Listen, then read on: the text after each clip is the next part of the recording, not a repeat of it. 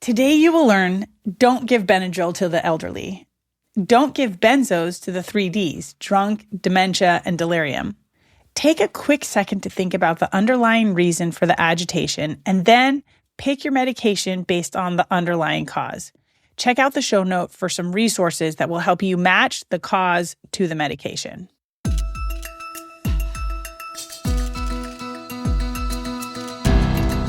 Welcome to EM Pulse, bringing research and expert opinion to the bedside. We're your hosts, Sarah Medeiros and Julia Magaña.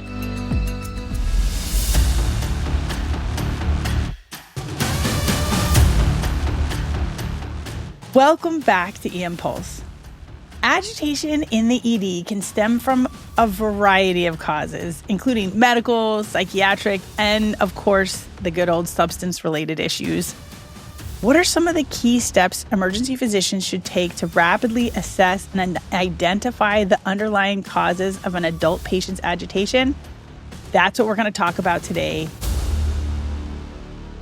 Today we have our own emergency medicine clinical pharmacist, Haley Burhans. She has been our push dose pearls expert and is here to talk with us about agitation. Welcome, Haley. Thank you. So excited to be here. Okay, obviously, verbal de-escalation is best. Let's just say that out loud. If we don't have to call you to bedside, that is preferable. Absolutely. And we have done a podcast on this topic, so we're going to kind of skip over that and move on to the medical aspects of agitation and having to use medications to restrain is one way to describe it, right? It's a medical restraint. Another way to describe it is, as I tell the parents or the other person that's at the bedside with them, it's like helping their brain to relax so that they can heal and get past whatever is causing this acute agitation. Let's start off with when pharmacological intervention is necessary. What factors should we consider when we're picking that medication? So I think it's always best to choose the medication that's going to help you provide your treatment goal. So if it's patient and staff safety, choosing something that can be administered quickly, has a quick onset, and allows, a level of sedation that's appropriate to achieve that goal. If you want to provide some sedation, but also treat some underlying psychiatric disorder that the patient may have, then choosing a medication that has sedative properties, but also is going to treat that underlying mechanism safely and effectively. So I think, choosing the right drug and the right route are going to be your two biggest questions and aligning with whatever treatment goal that you need for that patient in front of you. So if you have time to take a history and kind of figure out which bucket this is stemming from, that's helpful. We don't always have the luxury of that time because you can usually look at a patient and tell a few factors. Does the age weigh into what medication you're going to choose? Yeah, absolutely. So we know for our patients 65 and older, we generally try to avoid what's on our Beers criteria drug list, which tends to be everything that you would provide for acute agitation. So for me as a pharmacist, I always guide people. Antihistamines is going to be the first one to go. So not giving them like Benadryl or hydroxyzine or any of those first generation antihistamines. So age, we definitely want to avoid those because we know it can kind of just worsen their outcomes and potentially lead to delirium, which may be why they're here in the first place. Age related to, the next thing that we really should go or try to avoid is going to be your benzodiazepines. So we know that it has poor outcomes for patients that are older than 65. We always kind of get into the question where if there is an acute safety event, is a low-dose benzodiazepine okay? Absolutely. Like a one-time dose that's short-acting, like midazolam, is not going to be the end-all to your patient, especially if it means their safety. It's just kind of reserved, in my opinion, for those specific instances. So for our patients greater than 65, we generally will try to use second-generation antipsychotics at lower doses. These have the best data for us. So fortunately now there's kind of those dissolvable tablets for products like olanzapine or risperidone, and then we're not having to give them an injection. It's something that they can, choose to take, which allows it to be a better patient experience as well. What about if because let's say you can smell that they are acutely intoxicated? How does that drive what medication that you're going to pick? Yeah, so I kind of just teach the quick and dirty, the 3 Ds, dementia, delirium, and drunk, are the people that we don't want to give benzodiazepines. For the people that you can kind of tell they're acutely intoxicated with ethanol or alcohol, their benzodiazepine receptors are fully saturated. So giving them more benzodiazepines is likely not going to achieve the effect that you're hoping for if they're acutely agitated.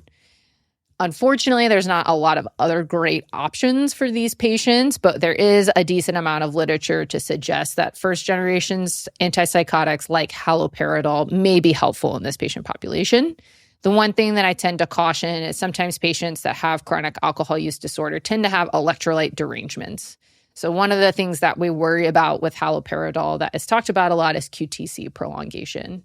So choosing the intramuscular route may be safer than the IV route in terms of mitigating the QT prolonging effects with the administration of that drug.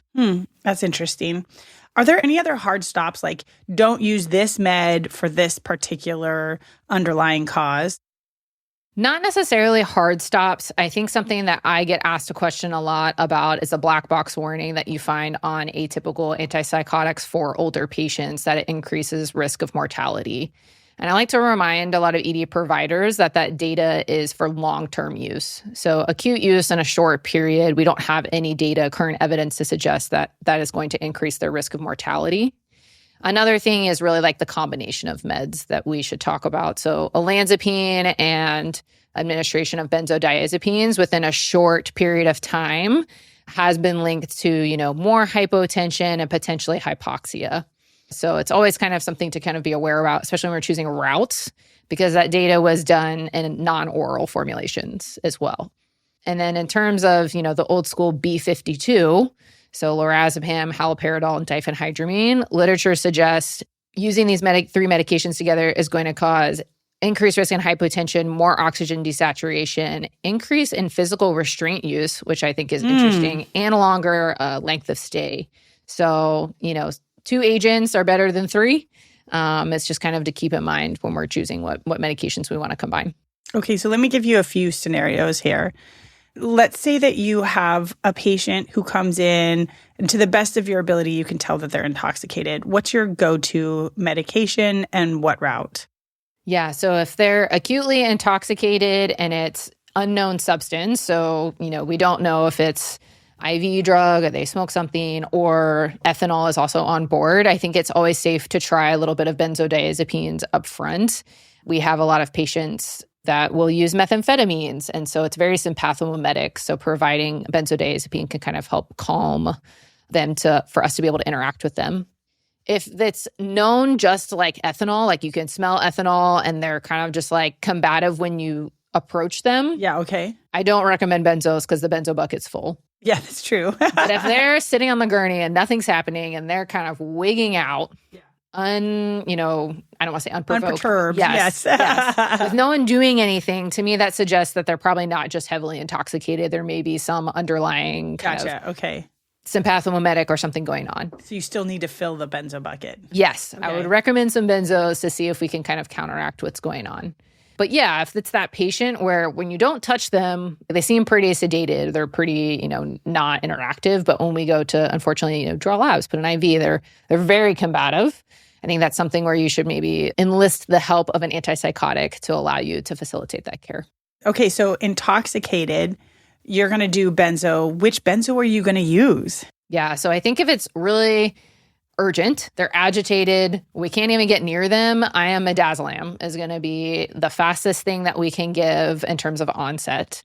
Lorazepam is a really viscous solution, so that's why the onset tends to be lower, is it just takes longer for your body to absorb that drug.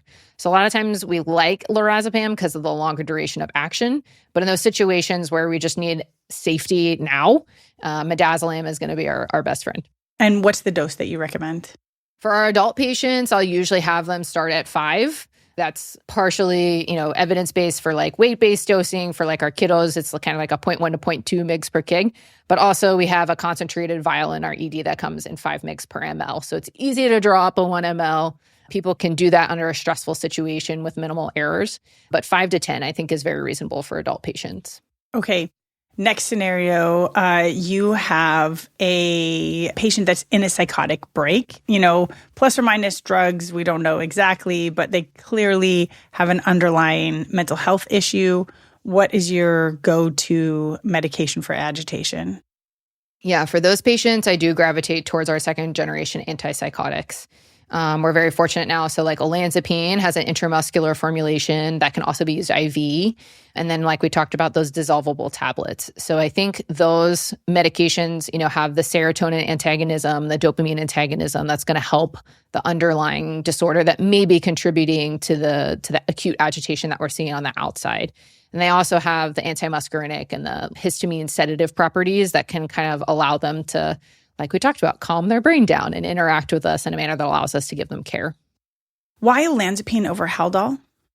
So Haldol is going to be that first generation antipsychotic that can have more of those extrapyramidal side effects, that things like akathisia that cause people to feel like they're crawling out of their skin. And so when I think about trying to calm someone down and allow them to be cooperative in their own care, crawling out of your skin is probably not going to be the best one. So especially if they're going to require higher doses, if they haven't taken their meds for months or something, and we're kind of helping them get to like a steady state situation, and they're going to need a little bit more medication, higher doses of haloperidol is going to be higher risk of those side effects. I am definitely an olanzapine fan. I do not have any stock in olanzapine, but I am impressed with it as a medication. I also like that there's an oral dissolvable tablet. I use that fairly early in the process. If I can get a patient to engage with me long enough to agree to take a pill and then not have to hold somebody down and not have to pull a needle out in the middle of a stressful scenario. I'm always looking for ways to reduce accidental sticks. And that to me is definitely a positive component to olanzapine, is that they have that ODT version. Yeah, absolutely. And I think, we talk about we're always trying to gain our patients' trust in these difficult situations. And so them taking a pill is something that they have a choice in. That's right. So I think that that's always a really strong motive for me too, is, if we can do this together, like let's do it together. Yeah. And oftentimes for me, I work in peds. And so most of my patients come with an adult or a caregiver or somebody who's their advocate, and they can often engage in that process as well. Not all the time, but like we can partner with them in that process, and that can be a huge advantage. And that's something that a caregiver can be the one to like hand them the pill instead of, us having to hold them down and give them a shot. And that's also really hard on other people, other patients inside of our department, other caregivers, to watch something like that. So I love the ODT version, and I try to use that early if it's at all possible. Me too. Yeah. And I think they also are coming out with the IV formulations for some of these second generation, which I think is also nice, because I feel like sometimes we get in those situations where the ODT would be best for treating what we need to treat in terms of that medication. But if an ODT isn't possible, then we're having to stick a needle in them and do IM, which isn't fun. So I think it's nice that we're kind of getting some more options for this patient population that's been left with some pretty not great options for quite a long time. Right. What about dementia? Let's talk about our older patients that have dementia. What is your go-to medication for agitation in that population? Yeah, so more recent evidence is kind of suggesting lower doses of olanzapine or risperidone are likely safe and effective, especially when these patients are in an environment that they're not familiar with. And unfortunately, all of our other strategies don't seem to necessarily be effective because we can't put them back in their home, which is the one place that they feel comfortable and oriented. So for me as a practitioner, we also have risperidone dissolvable tablets in our emergency department. So trying like a 0.25, like really low doses, just to kind of see if that can allow them to calm down enough and just be a little bit comfortable. 0.25 of olanzapine? Wow. Or risperidone. Risperidone. I was like, good Lord, is that like homeopathic dosing over there, Haley Burhans? Yeah, olanzapine 2.5 is a great place to start as well. What about the patient with traumatic brain injury? Yeah, so our TBI patients, fortunately, we're getting a little bit more comfortable with some data for them. They're kind of a patient population where some adjuncts outside of our normal kind of medications we reach for can be helpful. So propranolol is a selective beta blocker that actually penetrates your CNS really well, or your central nervous system. And so we actually see it provides pretty good kind of like secondary calming effects to patients that have a history of TBI. Clonidine is another one. So it works on your alpha-2 system, which again is in your central nervous system. And so we see for TBI patients and for some patients going through opioid use withdrawal that it can actually help kind of calm some of those symptoms that are secondary to their injury. Yeah, that's a challenging one and can be really hard for family members to see as well.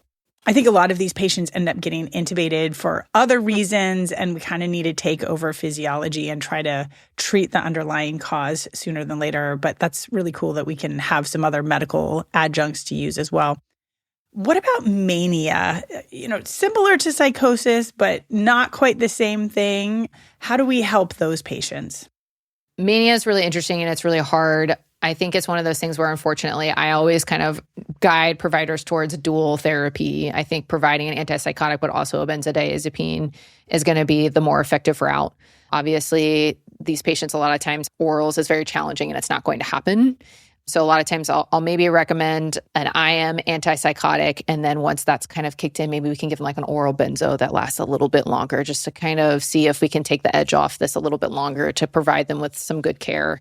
And by doing one of them intramuscular and the benzodiazepine oral, we're kind of decreasing the risk of hypotension and oxygen desaturation that we may see if both of those medications were administered kind of intramuscularly together at the same time. What about acute withdrawal? What are you going to do for those patients? Yeah, so I think acute withdrawal, it comes down to the substance.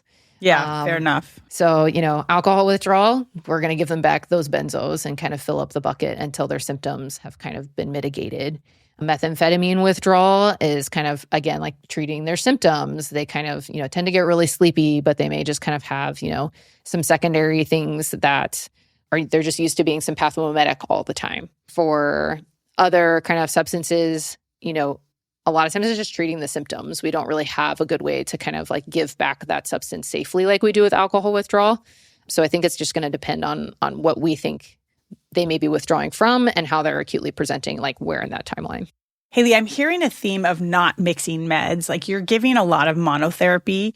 And a lot of this is like treat the moment, not treat the next 2 hours. Do you follow up like that one that you just talked about where you give something short term and then, space time, give a second medication? What do you do after those first doses of benzos wear off or whatever choice you give? Yeah, I think, once we have a time to kind of, the patient is in a place where we've reached our goals for acute agitation management, and then we can kind of regroup and see, like, is there anything that we can learn about the patient that we didn't know before?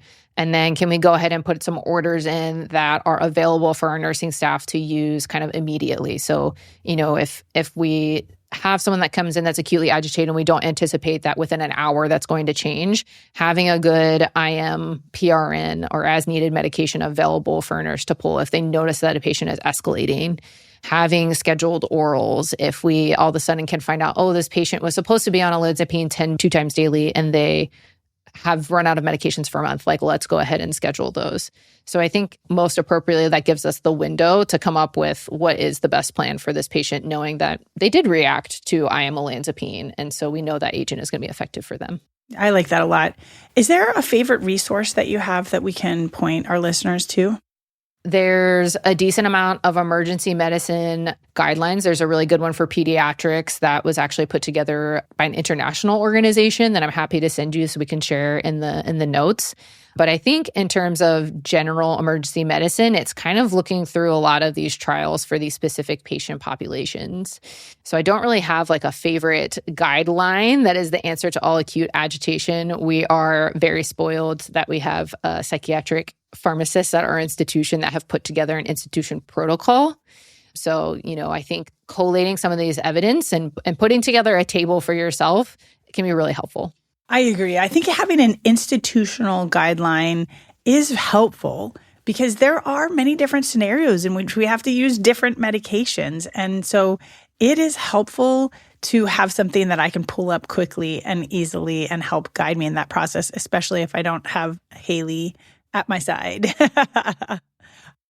We haven't talked too much about pediatrics today, but the EIAC or EMSC for Children's Innovation and Improvement Center also published an agitation guideline for kids that I find really helpful as well. So that's one of my resources that I turn to, and we can put that in the show notes as well.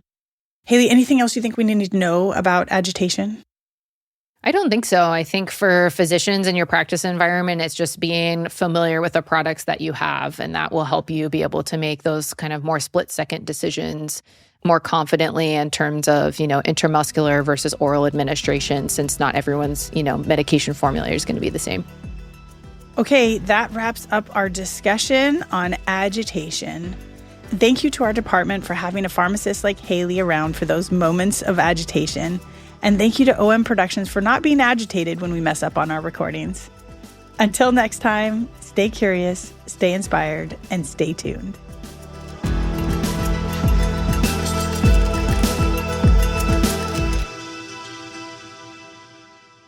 The opinions shared on EM Pulse are those of our hosts and guests. They don't necessarily reflect the views of UC Davis Emergency Medicine, UC Davis Health, or any of their parent organizations.